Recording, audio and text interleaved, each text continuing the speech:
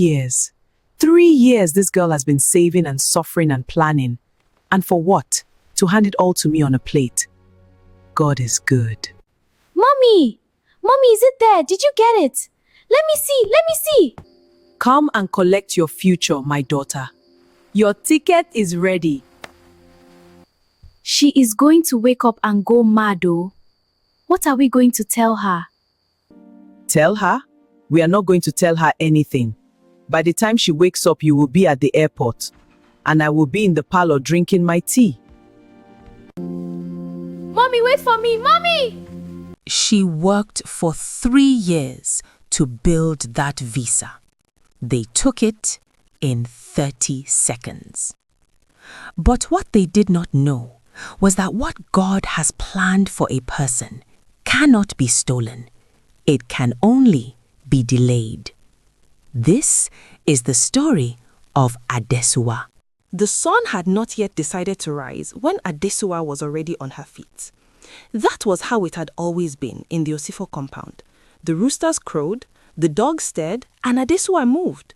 She would fold her wrapper neatly, splash cold water on her face from the bucket beside the door, and begin sweeping the compound, fetching water from the tap at the junction before the queue grew long, starting the fire for the morning soup before anyone else had opened their eyes. She did all of this quietly. That was the thing people noticed most about Adesua. Not just what she did, but how she did it, without noise, without waiting for praise. Her mother had died when she was 9, a brief illness that came in the rainy season and did not leave. Her father, Chief Osifo, loved his children but was terrified of conflict. So when he married Mama Ife 2 years later, a widow from Uromi with a daughter of her own, he told himself he was giving Adesua a mother. What he gave her, without knowing it, was a lesson in survival. Mama Ife was not the kind of woman who beat children. She was smarter than that. She used words, carefully chosen, quietly delivered, always deniable. One morning, Adesua had just finished mopping the parlor floor when Mama Ife walked in, looked at the tiles and sighed. Adesua, you left the corners again. I will go over them again, Ma. Your mates are learning meaningful skills, building something, not sweeping like a house girl. Yes, Ma. I don't know what kind of future a girl like you expects. I am just saying. She never stayed to hear a response. That was her method. Drop the stone, walk before the ripple. Efe, Mama Ife's daughter, was a different kind of person entirely. Pretty in the way that made people forgive her for things. Loud, warm, always laughing in a way that filled whatever room she entered. She borrowed things and forgot to return them. She had started hairdressing twice and quit both times. She had a boyfriend in Sapele who sent her recharge cards and she spent the money before it cooled in her hand. She and Adesua shared a room. At night, Efe would talk about abroad, about London, about how Nigeria was not made for serious people. One night, she lay on her back, fanning herself with an old magazine, staring at the ceiling like it had offended her. Adesua, I need to leave this country. Honestly. You are not hearing me. London, Canada, Dubai, anywhere that is not here. And you have nothing to say? Work toward it. Work toward it. That is all you know. Work, work, work. As if life is only about working. I heard you. You and your serious face. What else do you want me to say, Efe? Forget it. She turned over. Adesua closed her notebook, turned off her reading torch and lay down. In her own mind, she was already building her plan. Quietly, the way she did everything. Adesua had been trading since she was 16. Tomatoes and pepper first, then fabric from Oba Market, selling by the yard to women in the compound and nearby streets. She kept her money in a brown envelope tucked inside an old Bible her mother had left her. Not because she was hiding it, but because that envelope was the only place in that house where something of hers stayed safe. She had done a computer training program, a bookkeeping course. She told no one. She just did them. Before sunrise, between markets, after the cooking was done. The community noticed. That was the part Mama Efe could not control. One afternoon, Mama Tunde stopped her at the tap. Adesua, how is market? Fine, Ma. Small, but fine. I was telling my husband just yesterday that Adesua carries herself well, respectful, hardworking. Your mother trained you before God took her. Thank you, Ma. God sees you, my daughter. Just keep going. These things always got back to Mama Efe, and every compliment the compound gave Adesua landed in her ears like a quiet insult because the child everyone was praising was not hers. That evening, Chief Osifo mentioned at dinner that Chief Edosonwa had spoken well of Adesua at the elders' meeting. He said it the way men say good news, casually, without understanding what it costs the women listening. He said she has good character, that people talk well of her. Silence settled over the table. Mama Efe smiled, the practiced smile she kept for public moments. Yes, Adeso tries. Just that, Adesua tries. Not we are proud, not she's doing well, just enough to seem agreeable and not one word more. Adesua ate quietly and said nothing. Chief Osifo saw that his house was clean, food was on the table, and told himself things were in order. He did not see the way Mama Efe spoke when he left the room. He did not see how Adesua's food portion had quietly shrunk over the years.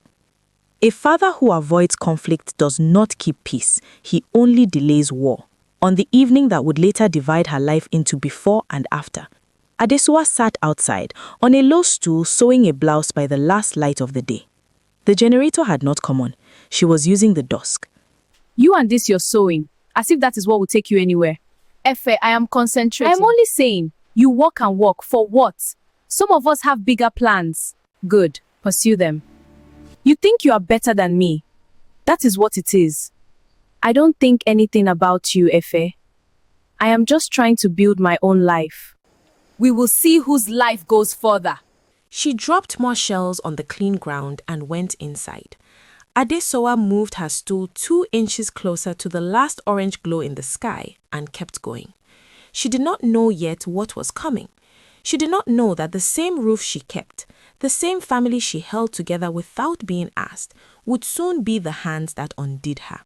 But she kept sewing, quietly, steadily, the way she always did. It had taken Adesowa 3 years to build that file. 3 years of saving, of filling forms she did not fully understand and going back to fill them again, of visiting the travel agent on Sapele Road so many times that the woman at the front desk knew her name without asking, of gathering every document they requested, bank statements, invitation letters, business proof, photographs, and keeping them inside a brown envelope that she guarded the way some people guard their lives, because to her it was her life. The visa was a work and business opportunity, a legitimate program connecting skilled traders and young entrepreneurs in Nigeria to a short-term program abroad. A contact of her fabric supplier had flagged it. Adesowa had followed every instruction, attended every required local interview, and waited. When the approval letter came, she read it 4 times before she allowed herself to cry. She made the mistake of bringing it home. Not because she was careless, but because Chief Osifo's compound was still her home, and she still believed, even after everything, that good news belonged to family. She told her father first. Adesowa placed the letter before him carefully. Papa, my visa came through. The program, the one I told you about, I have been approved. Papa, looking up with warm eyes. Adesua, this is a good thing, a very good thing. 3 years, Papa. I have been working toward this for 3 years. Your mother would have been proud. She held those words close. Mama Efe appeared in the doorway. She had been listening. Mama Efe stepping in, voice smooth. What is happening? What letter is that? Adesua's visa has been approved. She is traveling. Is that so? Congratulations, Adesua. Adesowa should have noticed the smile did not reach her eyes. She was too happy to notice. That night, she kept the envelope under her pillow. By morning, it was gone. She checked the floor, she checked the mat, she pulled everything off the bed, shook out every fold of wrapper, searched the room 3 times with her hands shaking before the truth arrived quietly and completely. Efe's side of the room was empty. Efe's bag was gone. Adesowa ran. She ran to her father's room. She ran to the gate. She ran to Mama Efe, who was sitting calmly in the parlor, drinking tea, both hands around the cup, entirely unbothered. Adesowa breathing hard. Where is Efe? Where are my documents? Mama Efe, where is Efe? Lower your voice in this house. My envelope is gone. My visa, everything I worked for, it is gone. Efe has traveled, that is all I know. Traveled without a word. Traveled with my documents, with my visa. You did this. You gave it to her. You gave her my... Standing now, voice dropping to something cold. Watch your mouth. You are in your father's house, not a market. Papa, come and hear what has happened. Shifosifo appeared. She told him everything, the missing envelope, the empty room, Efe's disappearance. He listened. Mama Efe, He looked at his wife. do you know anything about this? Me? I know that this girl has been jealous of my daughter from the beginning. Efe got her own opportunity and traveled. Why must everything be about Adesua? Are you sure the documents were there last night? Papa, I kept them under my pillow, I'm sure. Or perhaps you misplaced them and want to blame my daughter for your own carelessness.